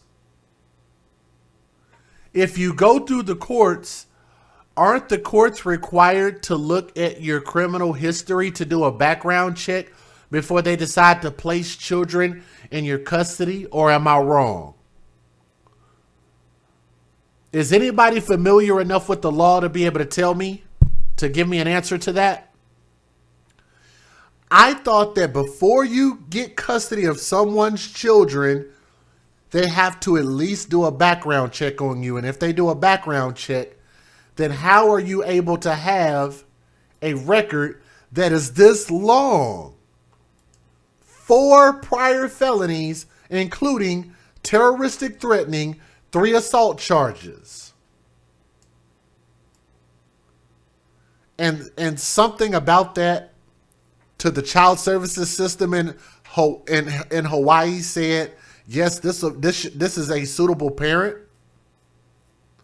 Are there no other options in Hawaii? There were no other people in Hawaii that could have took these children on that were actually qualified. No other people.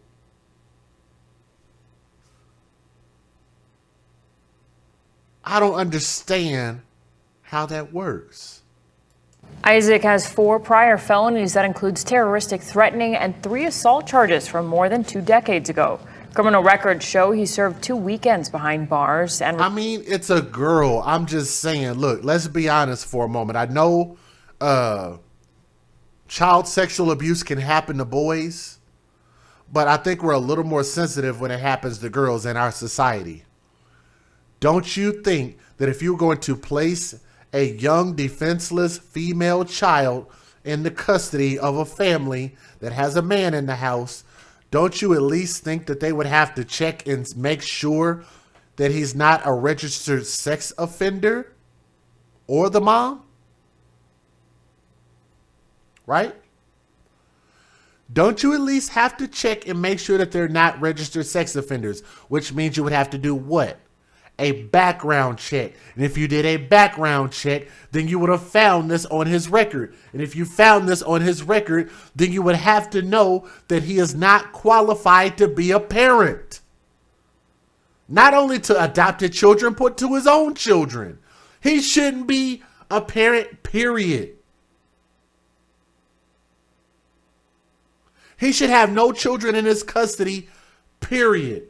Now, granted, if he has a record, should he be allowed to work and take care of himself and his wife? Yeah, sure. But that doesn't mean that because he's doing those things that he should be allowed to be a foster parent. That doesn't make any damn sense. Received 5 years probation. Some neighbors tell KITV4 they're concerned about why Isabella's adoptive family was able to take her in with a criminal background. How CPS is allowing people with records to have children in their homes. I mean, we could find homes, I'm sure. I was a foster parent too. And I don't understand how this happened. I don't understand how this happened.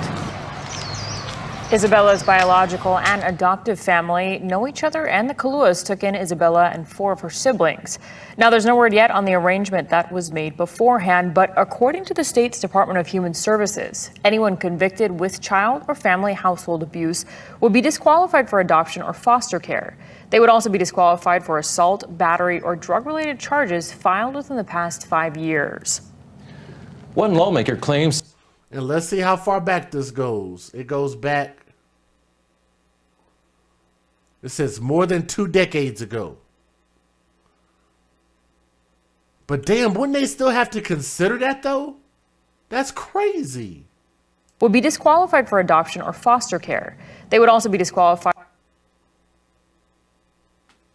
for assault, battery, or drug-related charges filed within the past 5 years. Okay, that part that last part within the past 5 years. But if you're convicted of child or household abuse, which he was convicted of abuse, should have disqualified them automatically if they live under the same roof. If he's around, she's going to be around. That should have disqualified them both. One lawmaker claims the state's guidelines for adoption were not enough to protect Ariel. KITV4's Ali Ducalo now joins us live tonight with her concerns. Ali. Well, Rick, Esther Kia Aina represents Isabel Ariel Kahlua's hometown of Waimanalo. She says she plans to enact bills and resolutions surrounding the adoption process, what she hopes will prevent more tragedies like this. Very high emotions right now, very high. All we can do is just sit and wait and pray and just wait for more answers to come towards us. Other than that, it's very emotional. Family members of Isabella Kahlua, who would have turned 7 years old last week, emotional Wednesday evening after learning her adoptive parents allegedly murdered her. Kahlua's remains have not been located. Honolulu police investigators promise they're searching for more answers. We have never stopped our investigation. Ariel was never forgotten. Did the system fail her? And were there enough signs for her to have been taken out of that home earlier? Honolulu City Council member Esther Kia Aina, who represents Kahlua's hometown of Waimanalo, commends HPD's investigation efforts, but questions whether government agencies could have done more to prevent the alleged murder. According to HPD, Kahlua was adopted in the last year or two. Once adoptions are completed, the CWS involvement in the case kind of scales way back. So they're not conducting the same level of checks or things like that that they would prior to an adoption. The government is there to provide for mechanisms to ensure that our kiki are safeguarded, and I'm not quite sure if those processes were followed. And so we all have a collective responsibility to do better. HPD is calling on witnesses who may have interacted with the Kahlua family between 2019 and August of this year to come forward. If you have any information, you're asked to call Honolulu Crime Stoppers at 955-8300. Child Welfare Services is also seeking anyone who may have witnessed neglect or abuse in the Kahlua family home. Their number is 1-888-380-3088.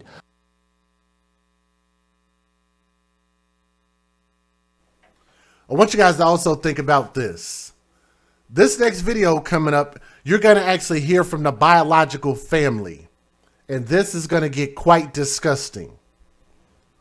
This is going to get quite disgusting. And while y'all listen to this, because I want to paint a picture, because I want you guys to see what I see. Think about our hashtag Babies for Benefits. And I want y'all to listen to this next video. These next 2 videos. Well, legal action against the state over alleged incompetencies is being considered by the biological family of Isabella Ariel Kahlua, the girl from Waimanalo who police say died at the hands of her adoptive parents this past summer. Now, in an exclusive interview today, the little girl's biological aunt, Lana Idao, says there are still a lot of questions about why Ariel was placed with that family. And Idao adds, right now, all options are on the table to get justice for the young girl. We'll keep fighting and never let her name or her be put it back in a corner, to make sure we learn from this and we carry it out for her, to make sure no other children go through the same thing she went through, and make sure justice is served for her in her name, just to do the right thing, not only for her, but every keiki in Hawaii or in the world. She won't be forgotten. She won't be forgotten, yes. The young Kahlua girl's adoptive parents, Lehua and Isaac Sunny Kahlua, are now in custody on charges of second-degree murder. 2 months after a 6-year-old Waimanalo girl was reported missing, her adoptive parents have been arrested for murder. Isaac Kahlua and Lehua Kahlua were taken into HPD custody this morning. He was arrested at his workplace at the Pearl Harbor shipyard. She was arrested at their home on Puha Street in Waimanalo. Both have been charged with second-degree murder and are being held without bail. Multiple police vehicles and an FBI evidence response team van were seen at the home early this morning. The area taped off and multiple tarps and tents were put up. Isabella's body has not been found. We have several reports tonight. Max Rodriguez has more. What do y'all want to bet that the biological parents are going to put up a GoFundMe before this month is over? That's why I said listen at this and think about Babies for Benefits. I think that before this month is over, they're going to put the biological family who lost custody to begin with, and then the other family members who didn't take custody of this child is now going to open up a GoFundMe on behalf or in this little girl's name. What do y'all want to bet? Anybody want to bet on that? More on what led to the arrests and what happens next. We begin with Jen Boniza, who's. I would absolutely love to hear the reason why the biological mother and biological father lost custody of the kids in the first place. Thank you for asking that. I would love to know why. Spent the day in Waimanalo and spoke with Isabella's biological family. Jen? Joe, I am here in Waimanalo. I've been here all day right in front of Isabella Ariel Kahlua's adoptive parents' home. Now, police raided the home very early this morning. You can see the caution tape still up. FBI and police are still there and conducting the investigation as well as collecting evidence. Now, if you pan the camera this way, you have many people that have been here all day long. I'm glad they got candles. Even though, look, I want y'all to know this. Y'all is looking at this and you're saying, good, I'm glad they got candles rather than balloons and doing balloon releases. Well, there are actually some states that have already made it law that you can no longer do balloon releases. So now it's actually about to be against the law. We shouldn't even have to have a law. I've been telling y'all this for a couple years about these balloons, but it's now a law. And a lot of states are starting to adopt that law. Just thought I'd throw that out there. Their community members, family, and friends that have been waiting for answers. They're wanting to know what happened to Isabella. They've never given up the search, many of them looking the entire 2 months since she's been missing. Of course, they are doing, like I said, a candlelight vigil, and they want to know where she is and what happened. Police dogs and heavy police presence busy searching the house and digging around the yard for Isabella Ariel Kahlua's remains. Federal agents collected beds, boxes stuffed full, and even a vacuum cleaner, all evidence in the case now officially classified as murder. That's been the scene all day just beyond the caution tape and purple balloons lining the fence. Witnesses say law enforcement came down hard, dressed. If there's a GoFundMe to this story of the Kahluas, please somebody email it to me. The AFC Matters, theafcmatters@gmail.com. Email address is right here at the bottom. The AFCmatters@gmail.com. If you found the GoFundMe for this story, please email it to me. Please send it to me. In full riot gear Wednesday morning, raiding the home of Lehua and Isaac Sunny Kahlua, Isabella's adoptive parents. I saw the flashbang and then I saw them disappear to the side. I agree. Leanne said, I don't think they should say a word. They didn't take care of her when she was alive and now benefit off of her death. I 100% agree. But a lot of that responsibility has to come on us, the people. And we have to say, we're not going to allow you to open up a GoFundMe. You weren't in this child's life. And these people should be shunned. They should be pushed away and say, this is no longer your business. This was legally not even your kid. You know it got bad when it got to the point to where they could legally change this girl's name from Ariel Sellers to Kahlua. When you get custody of a child and you're able to change their name, that means the biological family no longer are her legal parents. They have no more legal rights to that kid. And then they came out. So I saw them coming out with, they obviously went in with shields, the police shields. I don't know if you guys knew that, but I thought I'd let y'all know. Got to give a shout out real quick here.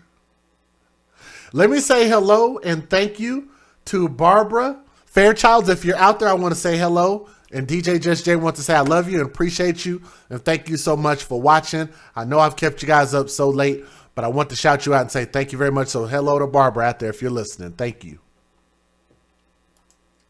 All right, let's keep going. Let's keep going. But I didn't see anybody else, I guess, come out of the house. She says she heard police tell someone to get out of the car. That's when police arrested Laihua Kahlua for murder. Isaac Kahlua was also arrested for murder, taken into custody from his job at Pearl Harbor.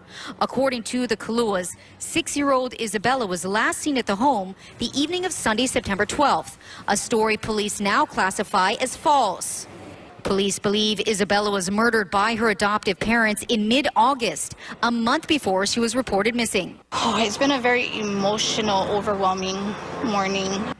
Isabella's biological family has been fighting for answers from the start. Ka'eo says she was dropping her kids at school when she heard about the raid. This is like a bomb in our head, in our faces, you know, like it's like we didn't have answers and then boom, all of a sudden they're arrested and they have the house being raided. They are angry and disappointed to think the Kahluas could have killed Isabella.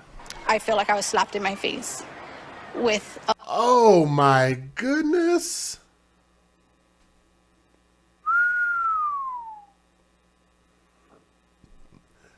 Do y'all want to see how much this GoFundMe was put up for?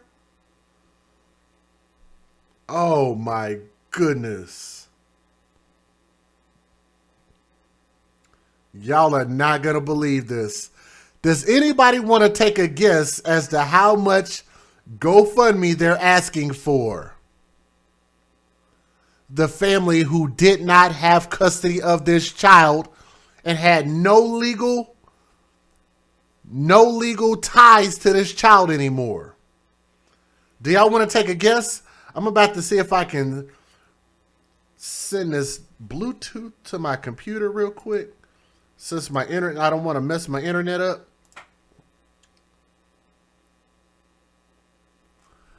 Take a guess. How much y'all think it was?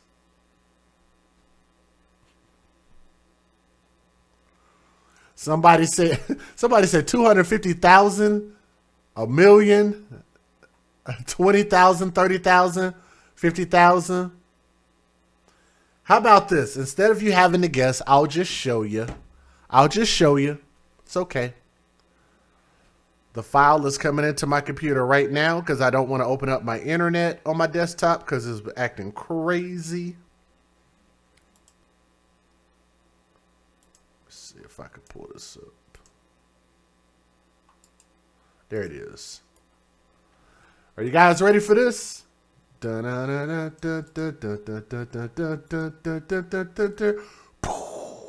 Y'all ready for this? Hey,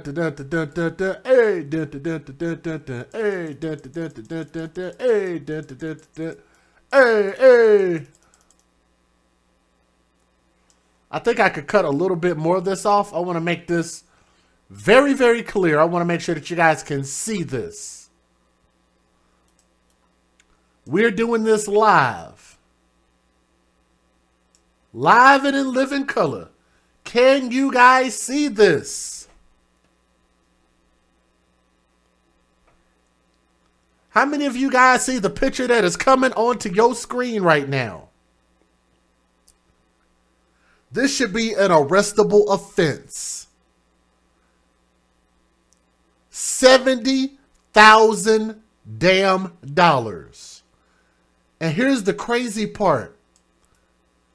They actually have people who are donating. They've already collected almost $6,000. Who's that damn stupid? Look, guys, I said that I wasn't going to try to harp on these GoFundMes anymore. But this is insane. How can you see this? You be in my shoes. And how can you just ignore this like this is not a problem? Let me read what they wrote. Julie Harding is the organizer of this fundraiser. Aloha, Ohana friends and community. I would like to extend our gratitude for the overwhelming amount of support and prayers we're receiving at this difficult time. As many of you know, the adoptive perpetrators are in police custody and are being held without bond.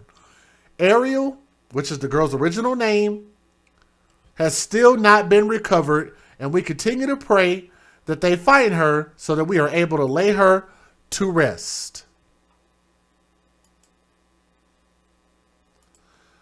They are hoping to be able to find her so that they can lay her to rest. Why did I say that twice? Because they have not found her. So they have no body.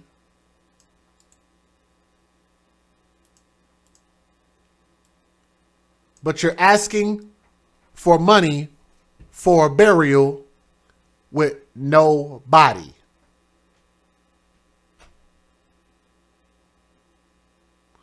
Now, that's not the original picture. I put that up there. As you guys can see, I can easily move it. It's not the original picture.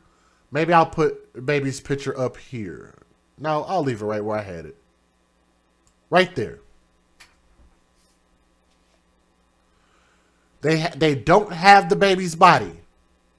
But they're asking for a $70,000 burial? Really? Really? For a child that you didn't have custody of?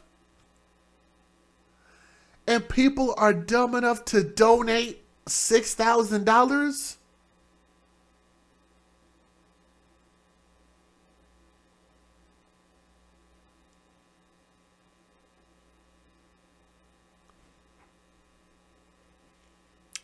We know there would be no happy ending for our Princess Ariel, but we're still actively fighting to ensure the safety of her siblings.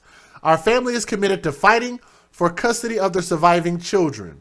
As many of you who've been following the case know, Julie Harding was never given the opportunity to step up for these children due to failures within the system.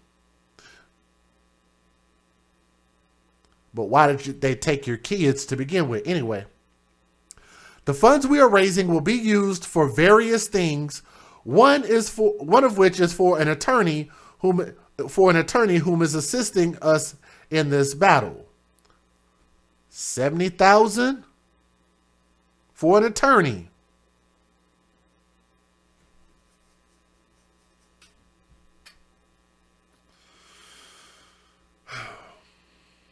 Y'all can go read that. Look, go look it up. It's up there. Help us find Ariel sellers. I'm not going to read the rest of this crap because it is very, very long, and I'm not going to sit and read all of that.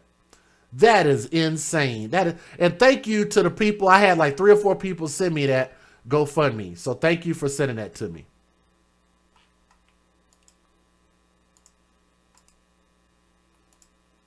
A fake apology for, not knowing what took place, or it was fake remorse. Those girls were failed by Lehua and Sunny. They didn't give them unconditional love.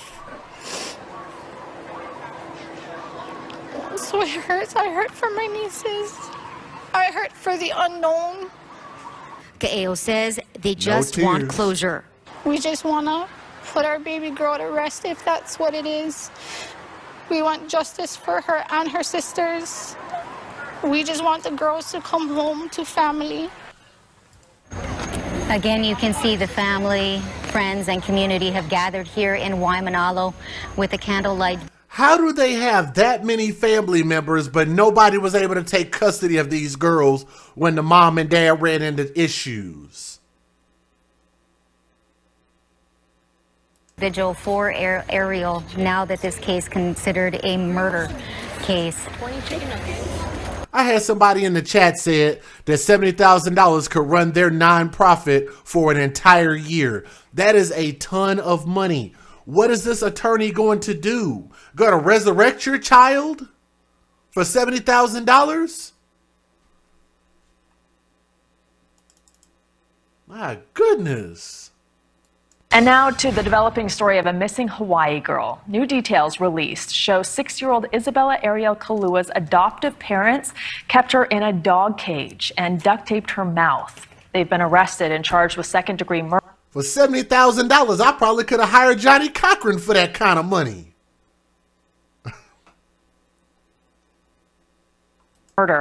The little girl went missing in September and has yet to be found, but police believe Isabella was murdered in mid-August. News Nation's Jen Boniza reports what's next for the couple. Isaac and Lehua Kahlua, the couple charged with murdering their 6-year-old adopted daughter, had their first day in Honolulu District Court by video Friday morning. According to police, the couple are charged with murdering Isabella Kahlua, also known as Ariel, a full month before they Johnny would come back from the dead for $70,000, man. reported her missing.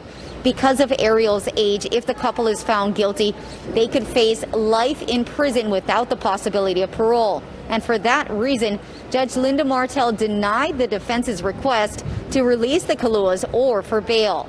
The couple is expected in court again on November 26th.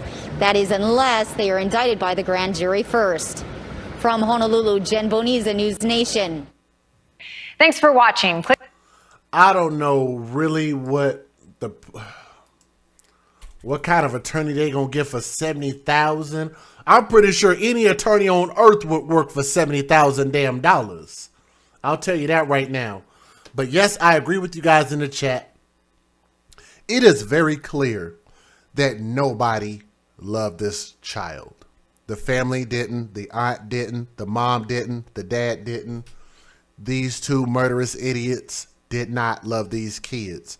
They were only trying to come up in this world and use the kids to do it. They clearly didn't love these kids, and they don't have very much common sense at all. These people are a danger to society, and they do deserve life in prison, okay? But what they did to that girl was just unspeakable. I'm thankful. I'm very, very thankful to her sister, who was very brave, very, very brave to tell exactly what she saw, to tell the truth, and to get the real story out there. Because we were not going to find out what the real story was any other way. So I'm thankful for that. And for that, I want to say to this girl, I don't even know what to call her by her original name, Ariel Sellers, or to call her Kahlua. I don't know. But I'm going to call her by her original name. Let me see if I can get a picture up here real quick. See if I can get this baby's picture up here.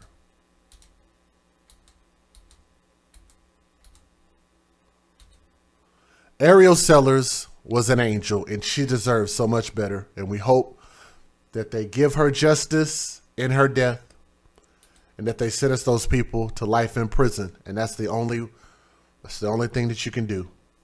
Young Ariel Sellers, young princess, R.I.P. Thank y'all for listening to this story.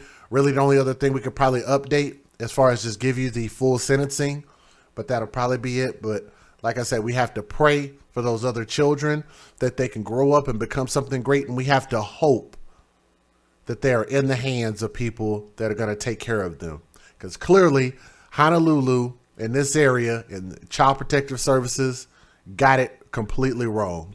So we have to hope that they get it right this time. Okay. Thank you guys so much. Let's go ahead and knock that vote up. You guys have a blessed day. See y'all on the next story. Peace. You see, I'm just like you. Born and raised right here in Oklahoma City, an Oklahoma City public school product, and a former Division I college basketball player. As a husband and a father, I know exactly what it feels like to make that daily living, make that daily grind to support your family. My experience in corporate finance and as a college professor has taught me one thing, and that we make it to be what we want it to be. Can you imagine a city government with no limitations, catering to access to resources and tools for people who look just like you? Who says we can't end homelessness with creative solutions? Who says we can't have a citywide mentoring program that will cater to all youth in Oklahoma City that will put them on a path to be successful? Who says that the criminal justice system can't be equitable and cater to all walks of life, no matter your income or your position as a family? And as your Oklahoma City mayor, I will put people over politics. My name is Jimmy Lawson, and I look forward to having your vote on February the 8th, 2022. For more information about my campaign and how to make a campaign contribution, please visit www.lawsonforokc.com. See you at the polls.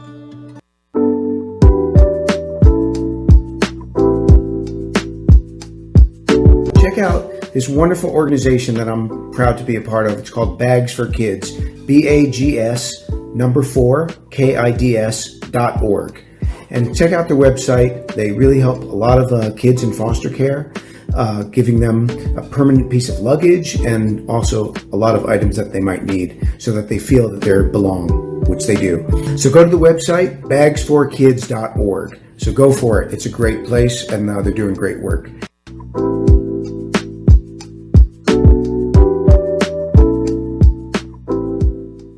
Exclusive new products that you will only see on my website at www.sayitwithchess.com.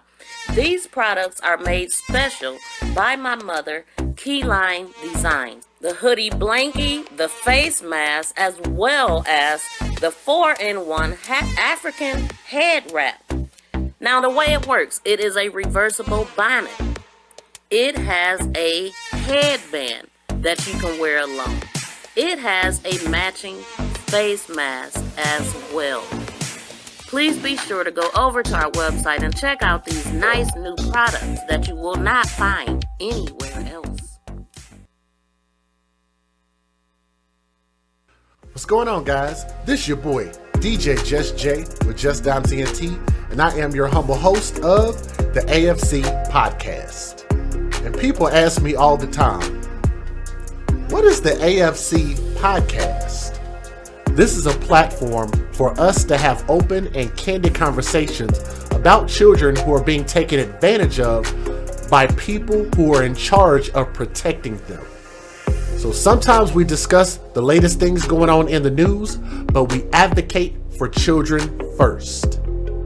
I get so many emails and comments from people that love what I do, and I want to continue to keep bringing content that matters to YouTube. Now, I would like to thank you in advance for your consideration to contributing to my platform. You can help support this channel by way of the links that are in the description box of each and every video. And also, don't forget to hit that thumbs up. I would like to thank you again and welcome to the AFC Podcast, where we advocate for children first. We'll see you guys on the next stream. Peace.